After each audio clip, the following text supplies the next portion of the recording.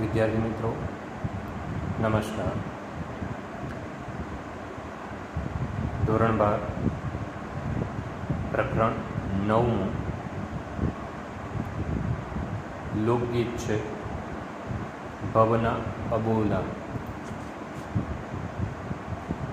ખૂબ સરસ મજાનું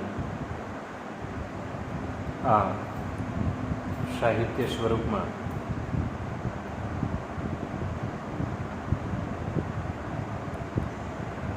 એક સામાજિક સ્થિતિનો સુંદર પડઘો છે.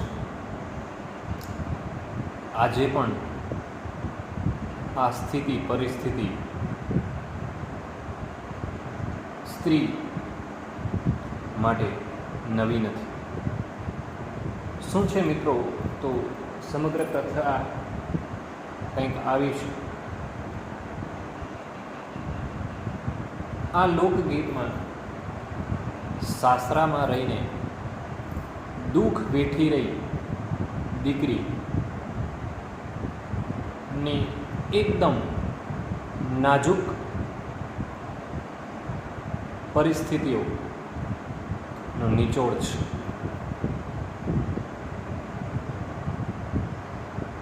એનાથી એનો પતિ રિસાયેલો છે, અબોલા, બોલતો નથી. અને અસંખ્ય અઢળક પ્રયત્નો કરવા છતાં એ વાત કરવા તૈયાર નથી. ત્યારે પેલી દીકરી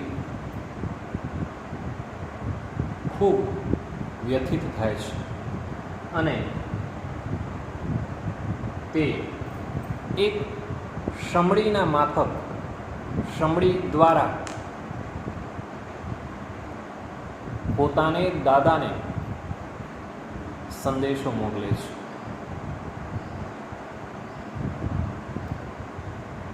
અને એ સંદેશામાં દાદા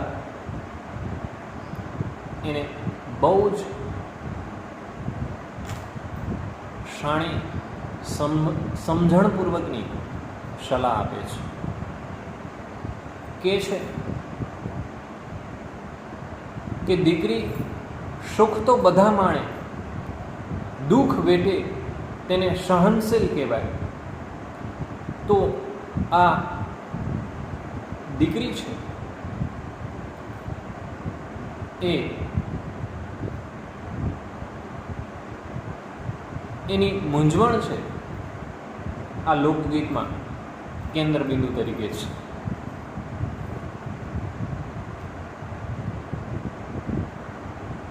આ લોક સાહિત્યના પદ્ય પ્રકારમાં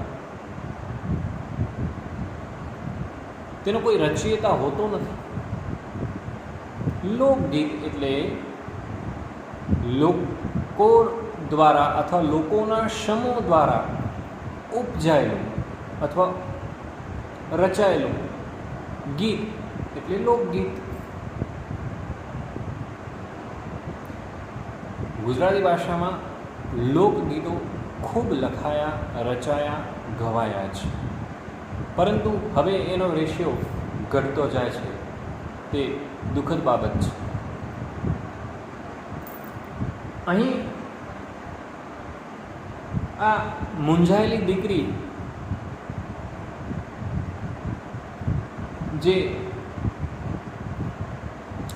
જેનાથી એનો પતિ રિસાયેલો છે, એના માટે એ વિવિધ પ્રકારના પ્રયત્નો કર્યા છે મનાવવા માટેના. એની વાત અહીં કરવામાં આવી છે. તળપદા શબ્દો વધુ પ્રમાણમાં છે. સ્વાભાવિક છે કે લોકગીતો એ લોકો દ્વારા ઉપજાવાયેલું, ઊભું કરાયેલું એક સાહિત્ય સ્વરૂપ છે. એટલે શબ્દ સમૂહ અલગ અલગ જગ્યાએથી મળતા હોય તો એ શબ્દો છે એ તળપદા હોવાની અથવા તો પ્રાદેશિક હોવાની સંભાવના વધી જાય છે. સીધા હવે પ્રવેશ કરીએ કાવ્યમાં. મેં તો ડુંગર કોરીને ઘર કર્યા, મેં તો કાચના કર્યા કમાણ, મોરી શૈયરનું અબોલા ભવરિયા.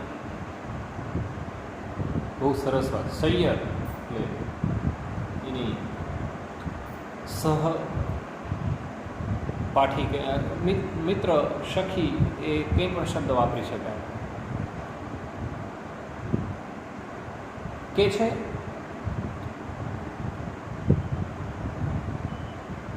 મારો મેં તો ડુંગર કોરીને, કોરી એટલે એને કોતરીને, ડુંગરને કોતરીને મેં ઘરમાં પ્રવેશ કર્યો છે, વસવાટ કર્યો છે, કાયમ માટે વસવાટ કર્યો છે, ઘર બનાવ્યું છે.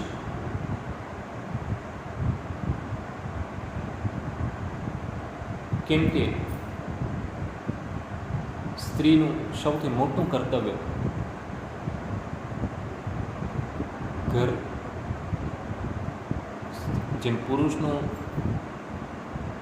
કર્તવ્ય છે ઘર ચણવું, બનાવવું, ચણે છે, બનાવે છે, પરંતુ સમગ્ર ઘરને સાચવનાર એ સ્ત્રી છે. સમગ્ર પરિવારનો એ આધાર સ્તંભ છે. મેં તો ડુંગર કોરીને ઘર કર્યા, એટલે મેં ડુંગરને કોતરીને, અંદરથી કોતરીને મેં કાયમ માટે ઘર કર્યા છે. ઘર કર્યા છે એટલે કાયમ માટે મેં વસવાટ કર્યો છે અહીંયા આવીને. મેં તો કાચના કર્યા કમાણ, મેં તો કાચના બારણાને પણ તૈયાર કર્યા છે સુંદર રીતે. તો પણ મારા મિત્ર, શૈયર, સખી,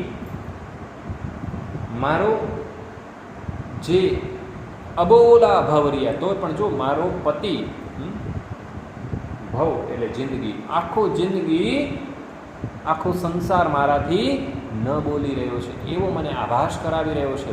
અબોલા એટલે જાણે કે કોઈ અણબનાવથી એ બોલી નથી રહ્યો, છતાંય મારો પતિ છે તો પણ મારો પતિ પૂરી જિંદગી મારાથી અબોલા રહે છે.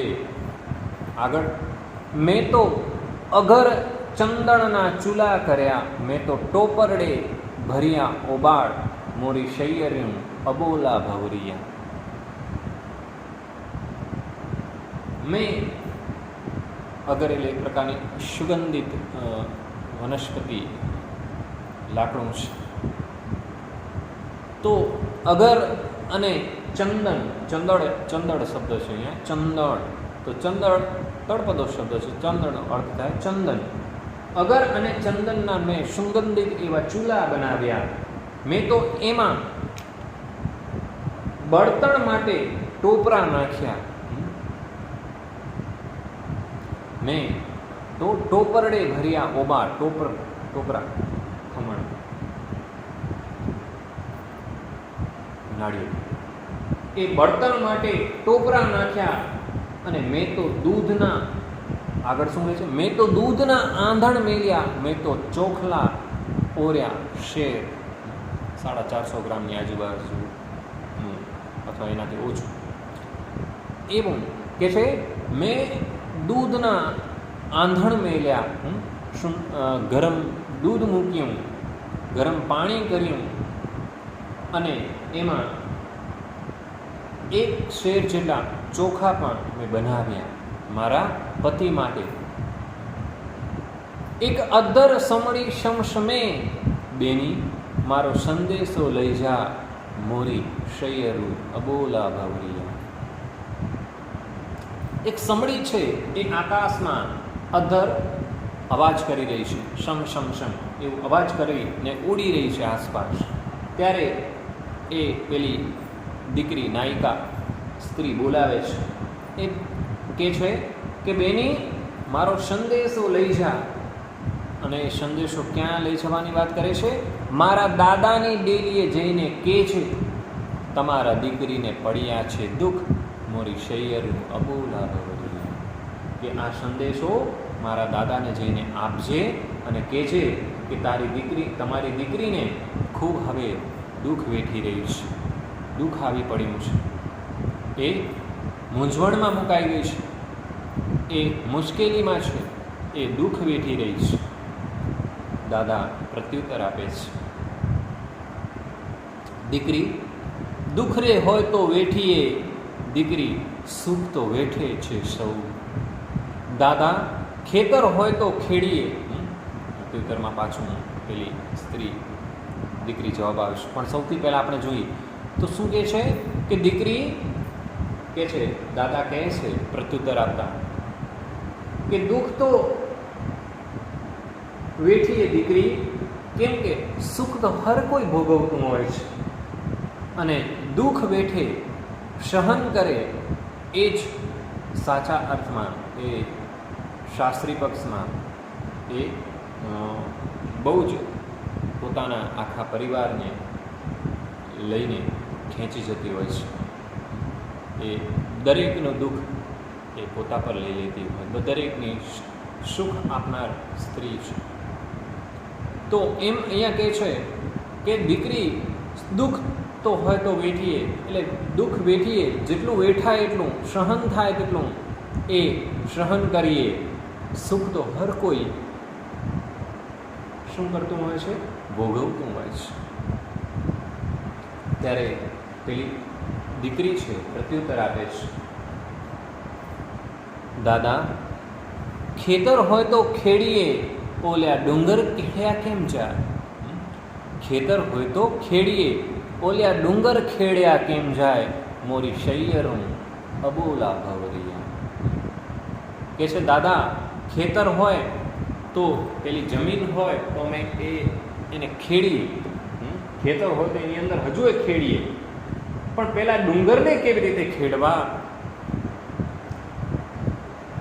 કે છે આગળ જતા હજુ એ કહે છે કે દાદા કુંવારે હોય તો ત્યાગીએ, ઓલ્યા સમદર તાગ્યા કેમ જાય. તાગવું એટલે માપવું. સમુદ્રને કેવી રીતે માપી શકાય? અફાટ હોય છે. તો કે છે કૂવો હોય તો હજી પણ એનો તાગ માની લો કે એનો તાગ કાઢી શકાય, માપી શકાય કે કેટલો ઊંડો છે, કેટલો પહોળો છે, એ માપી શકાય. પરંતુ આ તો સમુદ્ર છે, દરિયો છે, એને રે કેમ માપવો? હવે એનો ખ્યાસ કેમ કાઢવો? દાદા ઢાંઢોરે હોય તો વેચીએ, બોલ્યો પરણ્યો કેમ જાય. બહુ સરસ વાત કરે છે. દાદા ઢાંઢોરે હોય તો વેચીએ, બોલ્યો પરણ્યો વેચ્યો કેમ જાય. મોરી શૈયર્યું અબોલા ભવરિયા. કે છે દાદા ઢાંઢો એટલે બળદ, બળદ હોય તો હજી આપણે વેચી કાઢીએ, પણ પેલો પરણ્યો પતિને કેમ વેચવો? એને કેમ વેચાય? અંતમાં બહુ સરસ વાત કરી, લોકગીત પૂર્ણ થાય છે. દાદા કાગળ હોય તો વાંચીએ, ઓલ્યા કરમ વાંચ્યા કેમ જાય. મોરી શૈયર્યું અબોલા ભવરિયા. કાગળ હોય તો હજુ વાંચી લઈએ, પરંતુ આ નસીબ, કરમ એટલે નસીબ, નસીબને કેમ વાંચવું?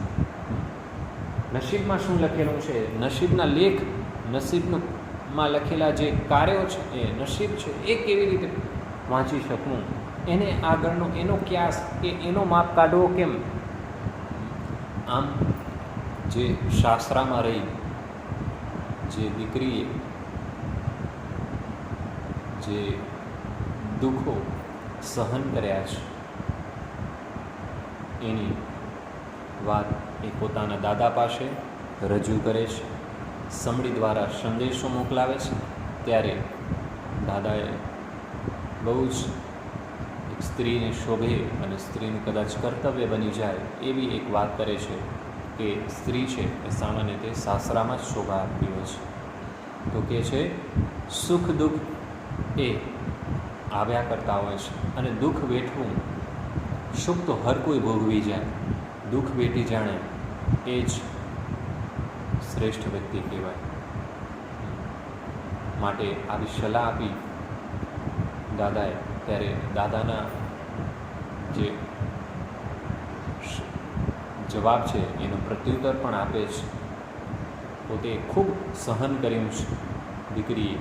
તો કહે છે કદાચ અમે ખેતર હોય તો ખેડી જઈએ, ડુંગર હોય તો ખેડી જઈએ, કૂવા હોય તો એને માપી જઈએ, પણ સમુદ્ર જેવાને કેમ માપવો? આ બધી જ વસ્તુઓ સાથે કે છે બળદ હોય તો વેચી દઈએ, પરણ્યાને પતિને કેમ વેચો? આ પતિની સાથે કેવી રીતે? પતિને તો કશું કશું જ પતિ છે, સ્વામી છે, સમગ્ર જીવનનો એ અંશ છે, જેના થકી પેલી દીકરી સ્ત્રી છે એ એનો ભરથા સ્વામી છે.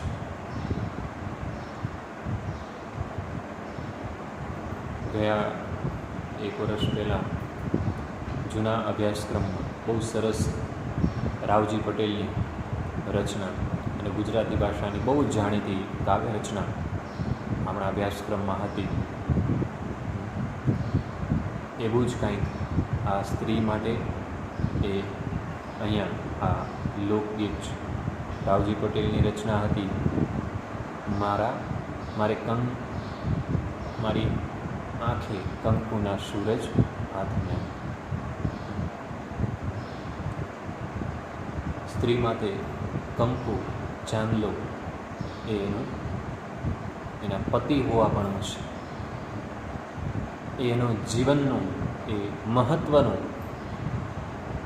અને એક જીવનનું એક અહમ મહત્ત્વનું પાસું છે.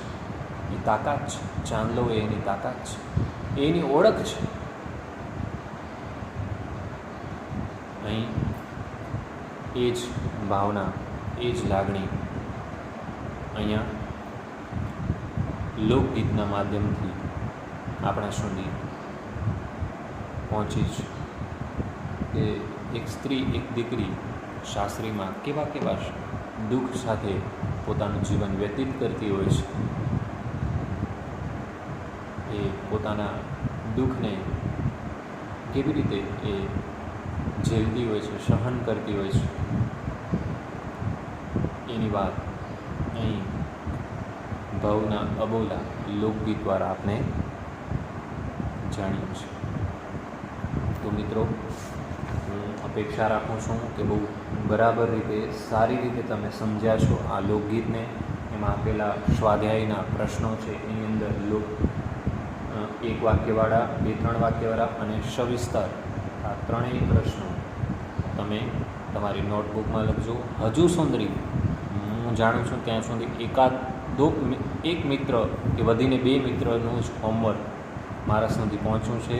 બાકીના બધા જ કદાચ આળસની ઉધઈ તમારા પર ચડી ખાઈ છે. એ ઝડપથી ઉતારો. સમય ખૂબ ઓછો છે અને સમય અત્યારે ખૂબ મુશ્કેલ છે. આ સમયે તમારું કામ ઘણું વધી જાય છે. અત્યારે હજુ તમારી પાસે સમય છે. શક્ય ત્યાં સુધી ગુજરાતી ભાષાનું આખું પુસ્તક વાંચો. ન સમજાય તો પણ વાંચો. જેટલું સમજાય, કંઈક સમજાવશે નવી અને આની અંદર 24 પ્રકરણ છે. એ મિત્રો એકસાથે યાદ રાખવા એ સરળ નથી. માટે ભાષાના કોઈ પણ પુસ્તક હોય, હું ખાલી ગુજરાતી ઉપર ભાર નથી મૂકતો, અંગ્રેજીનું છે, સંસ્કૃત છે કે કોઈ પણ એવા ભાષાના પુસ્તકોને શક્ય તેટલા વાંચીએ તો જ વધારે યાદ રહે. તો જ એ સારી રીતે, જેટલો તમારી પાસે શબ્દ ભંડોળ હશે તેટલું તમે સારું પ્રશ્નપત્ર તૈયાર કરી શકશો, જવાબ પેપર તૈયાર કરી શકશો. બીજા છે જુદા પડશો ત્યારે કે જ્યારે તમે તમારી પાસે પોતાનું એક આગવું એક છટા હશે, શૈલી હશે લખવાની, એક અલગ પ્રકારની એક ભાષા હશે તમારી પાસે, વિવિધ પ્રકારના શબ્દ ભંડોળ હશે, વિવિધ પ્રકારના પર્યાયો હશે, તો તમે સારું એવું ક્લાસિક સ્માર્ટ પેપર, સ્માર્ટ એવી જવાબથી આન્સર કી તમે તૈયાર કરી શકશો અને એ તમારી બહુ મોટી અને ઊંચી ઉપલબ્ધિ કહેવાશે. જો મિત્રો, ભાષા એ જીવનનો મહત્ત્વનો એક નિચોડ છે. ભાષા દ્વારા તમે સમગ્ર જીવનનો ક્યાસ તમે કાઢી શકો. વાત રહી અભ્યાસક્રમની. અભ્યાસક્રમ આપણો ધીરે ધીરે ચાલી રહ્યો છે. આજે લગભગ હું માનું છું ત્યાં સુધી 25 થી 30% જેટલો આપણો કોર્સ ઓછામાં ઓછો અત્યાર સુધી પૂરો થઈ ગયો છે. છતાંય પણ નહીં સમજાય તો આગળ જતાં પણ આપણે એનું થોડું ઘણું રિવિઝન કરશું. બહુ મુશ્કેલ છે કે આ વન વે જેવું કામ છે, એક પક્ષીય વ્યવહાર છે, એટલે કદાચ બધું નહીં સમજાતું હોય એ હું સમજું છું, જાણું છું. તમારી પ્રશ્નોત્તરી છે એ તમને પૂછવાની છૂટ છે ફોન દ્વારા, પણ હજુ સુધી તમારે હજુ તો ઘણા મોટાભાગના મિત્રો હજી હોમવર્ક પણ મારા સુધી પહોંચાડતા નથી. એ ખેદજનક બાબત છે. એ 12માના વિદ્યાર્થી, બોર્ડના વિદ્યાર્થીને આ બધી આવી આળસ ત્યજવી પડે, છોડવી પડે, તો જ તમે સારું એવું મેરિટલક્ષી રિઝલ્ટ બનાવી શકશો. અન્યથા 1-2 વિષયોની ખાલી પરીક્ષા નથી આપવાની, 7 વિષયો, 700 માર્ક્સનું તમારું પેપર છે મિત્રો, અને બહુ લેન્ધી પેપર હોય છે. લખવાની પ્રેક્ટિસ કરવી પડશે. ઘરે બેઠા બેઠા અત્યારે તમારી પાસે સમય છે, મેક્સિમમ પ્રયત્ન કરો, લખવાનો પ્રયત્ન કરો, પોતાની જાતે પ્રશ્નના જવાબ તૈયાર કરો, તો તમને બધું ઉપયોગી થશે આગળ જતાં. બહુ ખાસ ન કહેતા, હવે બધું તમને સમજાયું છે એવી હું અપેક્ષા રાખું છું. એટલે અત્યાર સુધી ગુજરાતીમાં જેટલા પણ પ્રકરણ પૂરા થયા છે એ અલગથી તમારી નોટબુકમાં લખવાના છે અને એના ફોટા પાડી મારા સુધી મોકલવાના છે, અને નોટબુક પછી પાછળથી હું તપાસીશ. Okay, thank you.